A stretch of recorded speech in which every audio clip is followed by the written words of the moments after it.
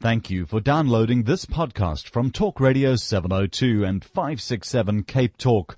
For more podcasts and more information on your number one news and talk station, please visit 702.co.za or capetalk.co.za. The Naked Scientist on Talk Radio 702 and 567 Cape Talk with Reedy Clubby. It is 24 minutes to 10 o'clock, and thank you very much for staying with us. Good morning to you, Chris. Morning. Good morning to you. I'm very excited about this story, and I'm curious to know how far are we from this becoming reality? DNA robots programmed to kill cancer cells? Well, I saw this and I thought, wow, that's an amazing story. It's a group of researchers in America at Harvard, Sean Douglas and his colleagues. It's a paper in the journal Science this week. What they've done is by understanding how DNA curls itself up, they have taken a string of DNA letters all joined together, which are about 7,300 genetic letters long. And by choosing the genetic letters very carefully, they have come up with this sequence which folds itself into a shape which resembles a little hexagonal box. So there's a hole in the middle, and it's got these hinged edges so it will close up on itself, and it even has two latches which are activated by special chemical keys on the side. Mm-hmm. And what they're able to do with this virus-sized box is pack a cargo inside it of various molecules, and when certain chemicals in the environment interact with those latches on the side, they cause them to spring open, and rather like a tuck box in a dormitory at midnight during a midnight feast at boarding school, then the box springs open and out come the cargo molecules.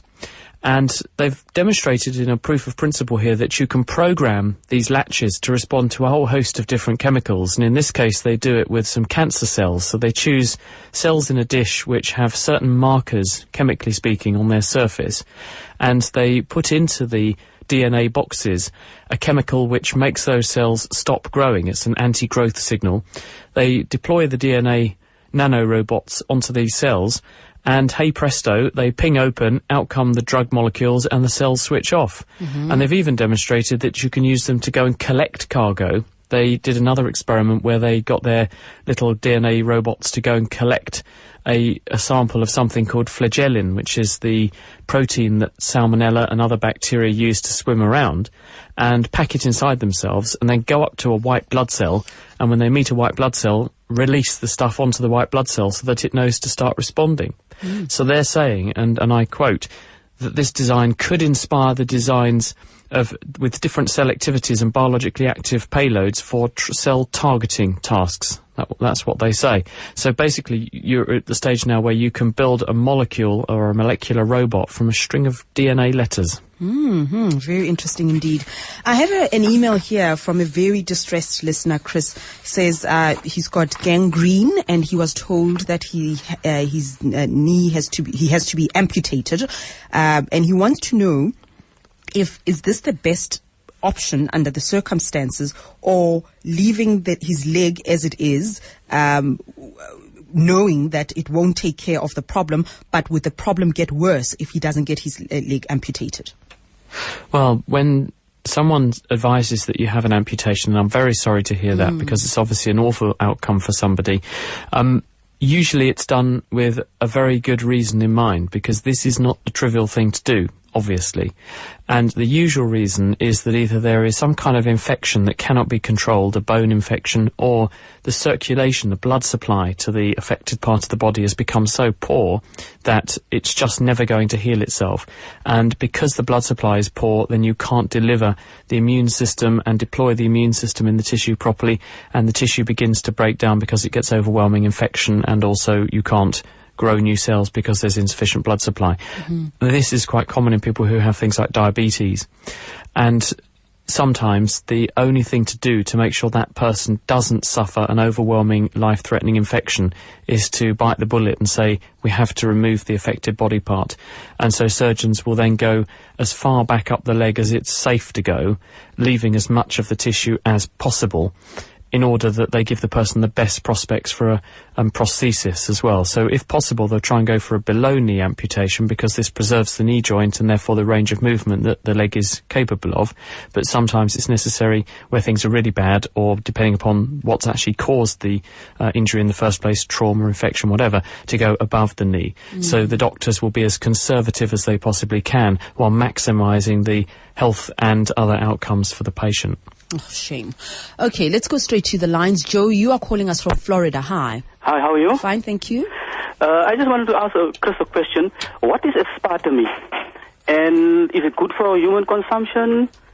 And because I hear that it is something that affects, gives you Alzheimer's. Can you just elaborate on that? Okay. Hi, Joe. Aspartame is an artificial sweetener. It is made of 2 amino acid molecules. I think it's 2 alanine molecules stuck together. And they are stuck together by a methyl group, carbon atom, between the two. And when they go into your body, then the molecule breaks up and it does produce a very tiny amount of methanol, which is the methyl group that stuck the 2 molecules together. Methanol is an alcohol similar to ethanol, and if you have large amounts of methanol in you, then it can cause brain problems, because people who have drunk methanol have ended up going blind and things like that. Sometimes it's fatal because it gets metabolized in your body into formalin, the same stuff that we use to embalm bodies. Not nice to have that washing around inside yourself. In terms of whether it actually is linked to Alzheimer's, I haven't heard any evidence for that, and I think that the amounts that we use, because it is extremely sweet, are so trivial in comparison that there's no good, solid, convincing evidence that this has a risk to human health. So at the moment it is viewed and regarded as safe, but obviously it's been a relatively recent time that it's been introduced for, and so I guess it's a question of we'll find out over time as more people use it for longer. But the evidence is that at the moment it seems to be safe. Okay, and I like what you're saying, Chris, because you basically have to have that for breakfast, lunch and supper, and large quantities for it to have any effect at all, if there is such an adverse effect. I imagine anyone who uses sweetener, it's just 2 little tablets with your tea. How many times a day, I don't know, but I can't imagine that someone would consume the product in large quantities. There might be a more malignant effect of taking diet foods, though, in a different way. And we talked about this on our other main Naked Scientist programme on the BBC about a week ago, because what researchers are realising is that if you use sweeteners, especially in young kids, this can fool the brain into thinking that sweet things have a lot less energy in them than they really have. And the consequence of that is that when you are presented with a sweet food that does contain a lot of sugar, you tend to overeat that option. Because normally the brain knows how many calories it's going to get from the taste of something. That's a learned experience to a certain extent. And that means that you stop eating once your brain works out from the level of sweetness how many calories you've probably taken in. If you, on the other hand, continuously use sweeteners, you can subvert the brain into thinking that sweet things contain far less energy than they really do, and this provokes overconsumption subsequently. And in tests on animals, they've shown that animals fed with these things, of all kinds, not just aspartame, they all tend to overeat when offered the opportunity later. So one suggestion for why kids these days are piling on the pounds at a younger age than they should do is that perhaps they're taking or being exposed to these sweeteners, and this is fooling them into overeating when they get the chance. All right, let's go to Georgie in Lone Hill. I'm so interested in the answer to this one. Hi, Georgie. Hi, Reedy. Thanks for taking my call. I'm very interested. Tim Noakes is endorsing the diet low carb, high protein.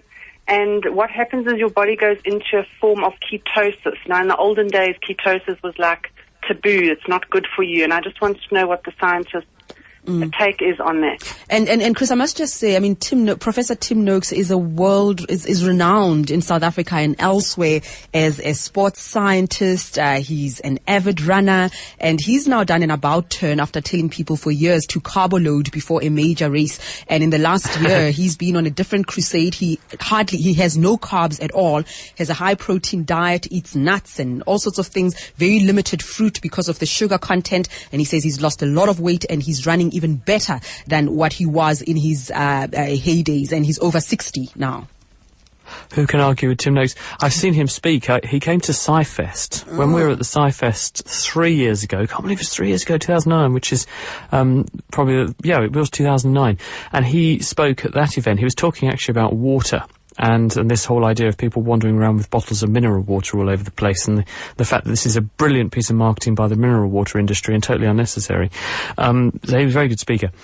The idea about this is the Atkins diet. After Atkins, the guy who unfortunately died a few years ago, he slipped over in the snow in America and hit his head. But not before. He had published this book which became a sensation around the world describing this phenomenon, which is that if you eat a lot of meat, then it puts the body, because of the way that proteins and fats are broken down in the body, into what they call a lipolytic state. So it optimizes metabolism for the breakdown of fats. And this means that you are more likely to metabolize fat elsewhere in your body and you lose weight. If you have a high carbohydrate intake, then what that does is, because carbohydrates are very easy to metabolize in the body, they are preferentially used in the liver and other organs up front.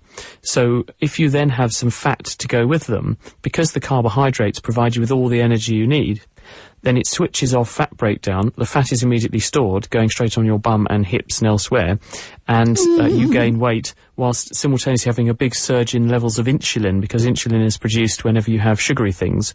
And this encourages further fat deposition and less fat breakdown. So this whole idea of putting yourself into a ketotic state, it has a reasonable biochemical basis. And who am I to argue with Tim Noakes? Okay, we're going to get him on the show because it's created quite a storm. People are very confused. Some are excited. Some are sending us emails saying, we told you so, carbs are bad. But there are dietitians and nutritionists, Chris, who are very upset with his message. I mean, the fact is that we have evolved to eat a balanced diet, and the evidence is that the people who are healthiest eat a balanced diet, and that means that about 20 or 30% of their energy intake comes from carbohydrates, about 30% comes from proteins and carbohydrates, and the remaining 50% should be in the form of fats, the majority of which should be either polyunsaturated or monounsaturated, not saturated fat. And if you have those kind of balances, those sorts of people who eat in that sort of way tend to be the most healthy. Okay, let's take a break, and Paul, please stay on the line. I'm coming back just now. The Naked Scientist on Talk Radio 702 and 567 Cape Talk with Reedy Clubby. And we chat into the Naked Scientist. Whatever you want to ask him, our lines are open for you on 021-446-0567, 011-883-0702. Mpo in Hatfield. Hi. Morning, Reedy. How are you? I'm very well, guys. Welcome.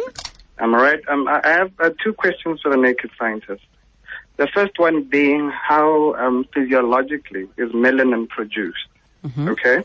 And then the second one is there a difference between melanin and neuromelanin? Like melanin as in skin melanin and neuromelanin?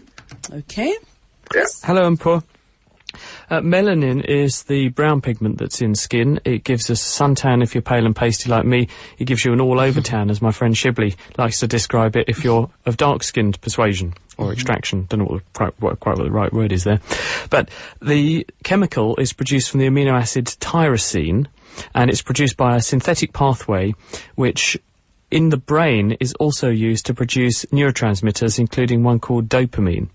So areas of the brain that metabolize dopamine and also make noradrenaline, which is made downstream of dopamine in the same pathway, they accumulate a dark brown or black pigment called neuromelanin, and you build up this chemical in the nerve cells that make dopamine, and they look black. So when you take a cross-section through the brainstem, which is the part of the nervous system where you make dopamine, and also the locus ceruleus, the part of the nervous system where you make noradrenaline, you will see this bluey black pigmentation in the nerve matter there, and that is the neuromelanin. I'm pretty sure that the chemicals are equivalent and identical, but I will say I'll take a degree of uncertainty because I haven't actually looked at the structures of them, but I'm pretty sure they're identical. I'd need to check. Okay, thank you very much, Paul. I have an SMS here from Fiona. Says, why can't they make side view mirrors to more accurately reflect the distance of cars and objects the way the rear view mirror does? That's a very good question. I'd have to think about that before getting it wrong. My instinct is that because it often says objects in the rearview mirror may appear closer than they really are, just to cover themselves legally, don't they? It may be that the curvature of the mirror, in order to give you the best field of view, has the effect of distorting your judgment of distance, but I need to check this because it's an optics question and they're horrendously hard to get right off the cuff. So may I take a rain check on that one, and I'll check to see if there's an answer I'm not thinking of. We're happy with that. And SMS says, do insects feel pain when you kill them with an insecticide or Doom, for example? The way that these insecticide sprays work is that they contain a neurotoxin. Usually it's a chemical based around a phosphorus group stuck onto an organic molecule, and they inhibit an enzyme called acetylcholine esterase. When nerve cells talk to muscles to make muscles move, they squirt out the chemical acetylcholine, and acetylcholine locks onto chemical docking stations called acetylcholine receptors, which are on the muscle cells, and they activate the muscle cell. And the effect is terminated by the breakdown of the acetylcholine molecule by this enzyme, acetylcholine esterase. So if you expose the nerve muscle junction to a chemical which immobilizes or blocks that enzyme up, then the connection between the nerve and the muscle, the chemical signal, can never be terminated, which means that the nerve continuously signals the muscle relentlessly. And this is how these sprays work. So you spray the chemical in, it's very stable, it's not broken down in the fly's body, it locks onto their acetylcholine esterase enzyme, inactivates it, and they signal their muscles to death. Effectively, all their muscles go into a sort of constricted state. I would guess this is probably like having an all-over simultaneous body cramp or tetanus everywhere. I'm not sure whether insects feel pain. They certainly react as though they could feel pain. Whether or not they interpret the all-over body cramp as painful, though, I don't know. But I would say it's definitely unpleasant. Absolutely, it looks like it. Chris in Alberton, hi. Yeah, a quick one, really. Could you please ask the scientist, what causes the Puza face? What causes Puza face? Chris, let me explain what that is. You better had. Puza is a Zulu word for drinking, right? Or to drink. Now, in the black communities, when somebody drinks excessively, it starts showing on their faces. They've got these bloodshot eyes, their lips are just skewed, they go red. It's just a funny face. You can just tell that this person drinks a lot. So we say the person has a Puza face. So Chris wants to know what causes a Puza face. I would have thought it's self-explanatory. Too much puzzing, Chris. Yeah, too much poozing, yeah. The answer to this is that alcohol has a number of effects, and one of them includes on the blood vessels. And when you drink a lot, then it will cause vasodilatation, opening up of blood vessels, certainly in many vascular beds around the body, and this includes in the face. And that's why people who booze get very red-faced or plethoric, and the Puza face that you're getting is because of enhanced blood flow to the face, and the opening up of blood vessels in the eyes caused bloodshot eyes as well. Add to that, you've then got chemical injury because the alcohol gets metabolized to acetaldehyde, which is chemically very similar to formalin, the stuff we use to fix dead bodies. And this means you are literally pickling your tissues. So tissues in the body are seeing injurious chemicals, and this also means that then you open up blood vessels as well to wash out these toxins and repair the damage to the tissues, and that's part of what a hangover is. Oh, okay. Thank you very much, Chris, for asking that. And Brilliant question. It is, absolutely it is. Somebody wants to know, when do babies start thinking in an SMS? Well, there's a lot of evidence they start thinking in utero. People have done studies now showing that babies, depends on how you define thinking, obviously, but babies are born with certain food tastes depending upon what their mums eat. So if mums eat certain diets that are rich in certain things that have strong flavours that go across in the bloodstream into the baby, then the babies tend to have a broader taste repertoire or palate when they're born. So obviously they've got to think and learn to acquire those pieces of information. There's also lovely evidence that babies respond to their mother's voices when they're in utero, and when they're born they're already crying with an accent. There was a story we covered here on 702 a couple of years ago from researchers in Europe where they compared the cries of babies born to French mothers and German mothers. They chose those two because French words tend to go up in the sentence, up in the word, in a different place than German words. and so you can hear a very characteristic, either tented or inflected way of crying in babies born to mothers of these two different nationalities. So it suggests that the babies are already learning in utero what their mum's voices sound like, and then imitating them with their cries, probably as a bonding thing, so that when the mum hears the baby, because the baby sounds a bit like she does, there's a closer bonding between the two. So I would argue babies are already thinking and learning in utero, and the nervous system is intact and beginning to assemble itself from 20 or 30 weeks. So by 30 weeks you've got quite a big brain which is quite well connected together. At 20 weeks you've got a more primitive brain, but it's certainly got connections and is beginning to make some responses to stimuli. So sometime between those two you've got the rudiments of a brain that could begin to learn things. Chris, have a lovely weekend. No pooza face for you this weekend. Well, you never know. Bye-bye. I might give it a go. Bye-bye.